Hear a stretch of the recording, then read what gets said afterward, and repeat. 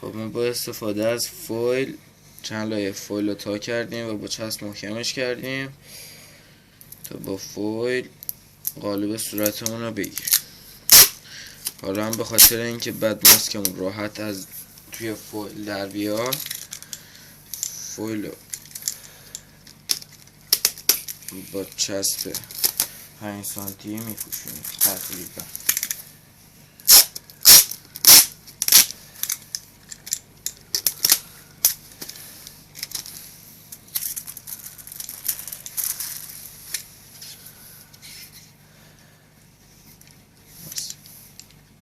با استفاده از فویلی که پیچیدیم قالب صورتمون رو بگیریم.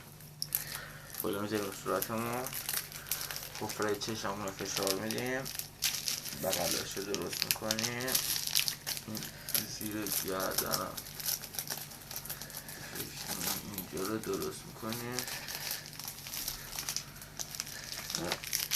چسب بزن.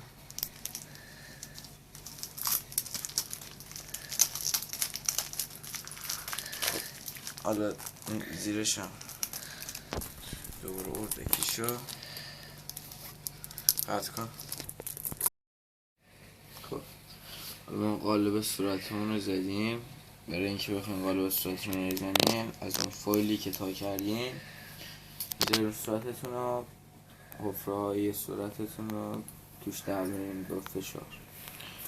خب حالا ما روزنامه داریم، چسب چوب هم داریم که رقیقش کردیم. حالا باید کاور کنیم ماسکمون. حالا چسب چوب بزنیم تمام نقاط ماسک.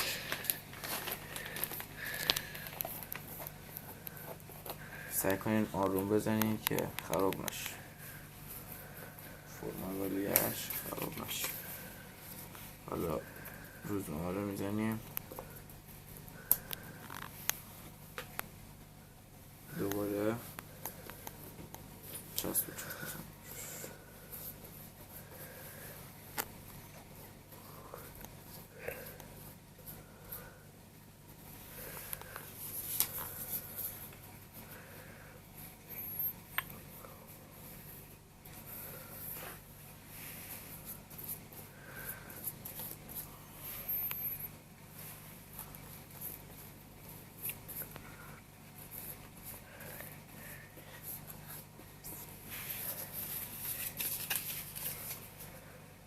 حدود 7 تا 8 لایه باید از این روزنامه بزنین روش و بازم بستگی داره که چقدر میخواین ماسکتون زخمی بشه و